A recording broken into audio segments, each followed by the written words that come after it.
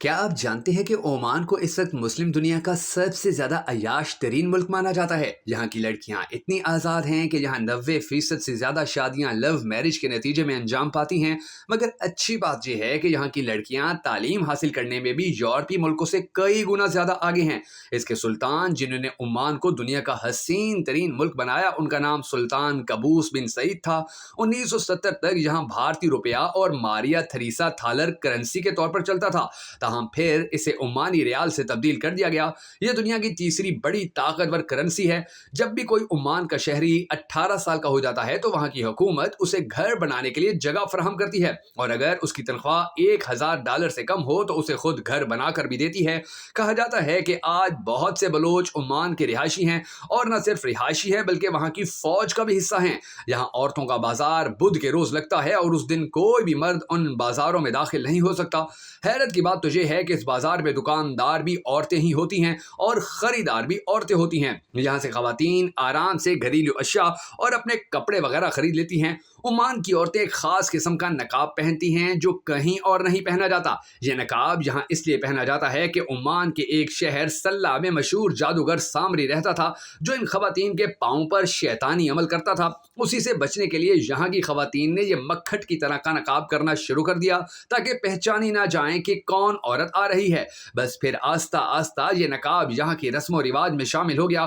1970 سے پہلے عمان میں بہت زیادہ غربت ہوا کرتی تھی۔ اس کی وجہ یہ ہے کہ سلطان سعید بن تیمور نے تیل اور آئل کے ذخائر ملنے کے بعد بھی اپنے ملک پر پیسہ نہ لگایا، اور یہ زمانہ قدیم کی طرح سمندری مچھلیاں پکڑ کر، بکریاں، گھوڑے اور اونٹ پال کر گزارا کرتے تھے۔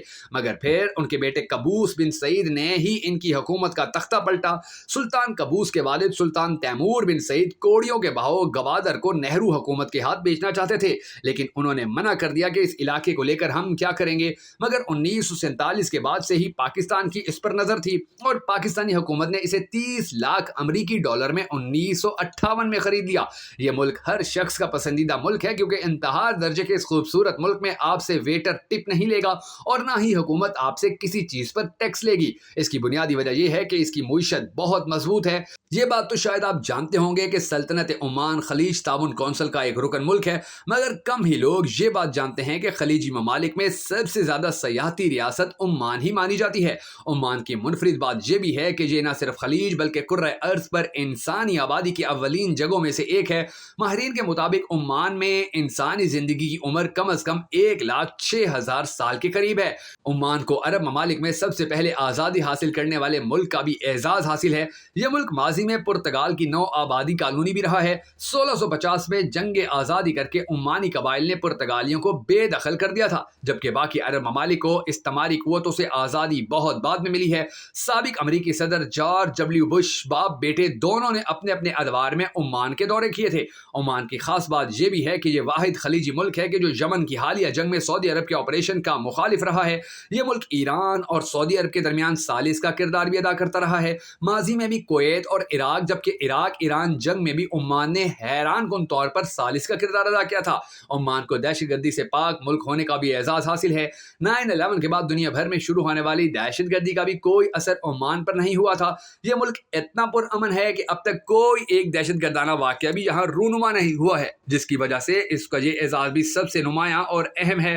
ماضی میں عمان کو سب سے بڑے کشتی ساز ملک کی حیثیت بھی حاصل رہی ہے۔ عمان کی بنائی ہوئی کشتیاں یورپ تک میں بھی برآمد کی جاتی تھیں۔ مسقط، جو کہ عمان کا دارالحکومت اور سب سے بڑا شہر ہے، نیشنل سینٹر برائے شماریات و معلومات عمان کے مطابق مسقط کی مجموعی آبادی تقریباً 14 لاکھ کے قریب ہے۔ میٹروپولیٹن کا رقبہ تقریباً 3,797 مربع کلومیٹر پر پھیلا ہوا ہے۔ اس میں ولایت کے نام سے 6 صوبے بھی شامل ہیں۔ یہ شہر پہلی صدی عیسوی سے مشرق اور مغرب میں تجارت کے لیے مشہور بندرگاہ کے نام سے جانا جاتا رہا ہے۔ اس شہر پر دیسی قبائل ساتھ ساتھ غیر ملکی طاقتوں جیسے فارس، پرتگالی سلطنت، آریان یونین اور سلطنت عثمانیہ نے مختلف ادوار میں حکومت کی تھی۔ خلیج عمان میں ایک اہم بندرگاہ کی حیثیت سے مسقط نے غیر ملکی تجارت کرنے والے فارسیوں اور بلوچوں کو اپنی جانب راغب کیا۔ 1970 میں عمان کے حکمران حکمران بننے والے سلطان قابوس بن سعید نے ایک وسیع سلطنت قائم کی اور ان کا دور مسقط کے لیے سنہرا ترین دور تھا۔ اگر عمانی طرز تعمیر کی بات کریں تو وہ اپنے ڈیزائن، اسلوب اور سجاوٹ کے لحاظ سے عرب کے منفرد فن تعمیر میں سے ایک مانی جاتی ہے۔ عمان میں عمارات نہ صرف غیر معمولی عمانی تعمیراتی طرز کی عکاسی کرتی ہیں بلکہ وہ عمان کی عمدہ ثقافت اور اس کے قدیم ورثے کی بھی عکاس ہیں۔ چنانچہ آج ہم مسقط کی سب سے متاثر کن عمارتوں کا ذکر کریں گے جن کے بارے میں جان کر آپ کے دل میں وہاں جانے کی خواہش مچلنے لگے گی۔ مگر اس سے پہلے اگر آپ نے اب تک ہماری اس دلچسپ ویڈیو کو لائک نہیں کیا تو ہمیں سپورٹ کرنے کے لیے اسے لائک ضرور کر لیجئے۔ میں ہوں شکیل حیدر اور آپ دیکھ رہے ہیں آپ کا پسندیدہ چینل بھکن نیٹ ورک ویڈیوز۔ ناظرین گرامی، یہاں کی سب سے مشہور اور خوبصورت عمارتوں میں العالم محل بھی شامل ہے۔ العالم محل حکمران خاندان سے تعلق رکھنے والی 6 رہائش گاہوں میں سے ایک ہے اور اس کی تاریخ 200 سال پر محیط ہے۔ اسے سلطان بن احمد کے دور حکمرانی میں 1792 سے 1802 میں تعمیر کیا گیا۔ 1972 میں اس کی شاہی رہائش گاہ کے طور پر اثر نو تعمیر کی گئی تھی۔ سنہرے اور نیلے رنگوں سے مزین یہ محل ایک خوبصورت اور منفرد فن تعمیرات کی عکاسی کرتا ہے۔ اس میں سنگ مرمر کے فرش، عمانی اسٹائل میں بنی لکڑی کی بالکانیاں اور 4 دیواری میں گھرے خوبصورت باغات ہیں جو سب عمانی فن تعمیر کو سامنے لاتے ہیں۔ مسقط میں واقع رائل اوپیرا ہاؤس ملک میں میوزیکل آرٹ اور کلچر کا مرکزی قائم مقام ہے۔ اوپیرا ہاؤس 2011 میں قائم کیا گیا تھا جس میں کنسرٹ تھیٹر اور آڈیٹوریم کے علاوہ منفرد انداز میں تیار کردہ لینڈسکیپ گارڈن کے ساتھ ایک ثقافتی مارکیٹ بھی موجود ہے۔ اس مارکیٹ میں ریٹیل دکانیں، پرتعیش ریستوران اور ایک آرٹ سینٹر موجود ہے۔ عمارت کے تعمیراتی ڈھانچے سے لے کر اس کا انٹیریئر ڈیزائن جو کہ آرائشی دیواروں، کرسٹل فانوس، سرخ قالینوں، خوبصورت روشنی اور لکڑی کی دیواروں پر مشتمل ہے، رائل اوپیرا ہاؤس کو عمان کی حیرت انگیز اور عصری فن تعمیر کی شاندار عمارت کے روپ میں پیش کرتا ہے۔ 2001 میں تعمیر کی جانے والی سلطان قابوس گرینڈ مسجد عمان کی سب سے بڑی مسجد مانی جاتی ہے۔ اس کا رقبہ تقریباً 4620 مربع میٹر سے زائد پر محیط ہے۔ مسجد میں ایک مرکزی سنہرا گنبد نمایاں ہے جو 33 میٹر بلند اور 24 میٹر ضخیم ہے۔ اس کا مرکزی مینار 90 میٹر اونچا جبکہ دیگر 4 مینار 45 میٹر بلند ہیں۔ اس کی خوبصورت محرابیں اور نقاشی والی دیواریں دیکھنے سے تعلق رکھتی ہیں۔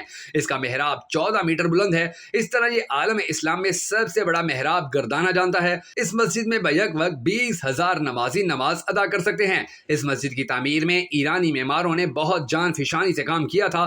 اس مسجد میں دنیا کا دوسرا بڑا قالین بھی موجود ہے جو 4200 مربع میٹر چوڑائی میں بچھایا گیا ہے۔ اس قالین میں 1 ارب 70 کروڑ گرہیں لگائی گئی ہیں۔ 28 مختلف رنگوں سے بنا یہ قالین نیشا پور کی 600 خواتین کے ہنر کا شاہکار ہے۔ اس مسجد میں ایک مرکزی کرسٹل فانوس بھی ہے جو 14 میٹر لمبا ہے اور غیر معمولی رنگین چھت کی سجاوٹ کو الگ ہی حسن بخشتا ہے۔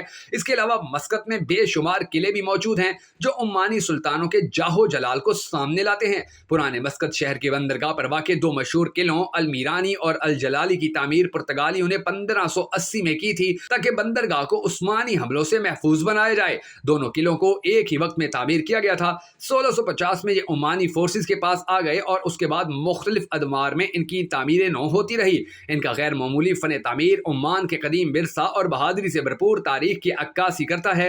میرانی قلعے میں ایک پرائیویٹ میوزیم بھی موجود ہے جس میں صرف سلطان کے مہمانوں کو داخل ہونے کی اجازت ہے۔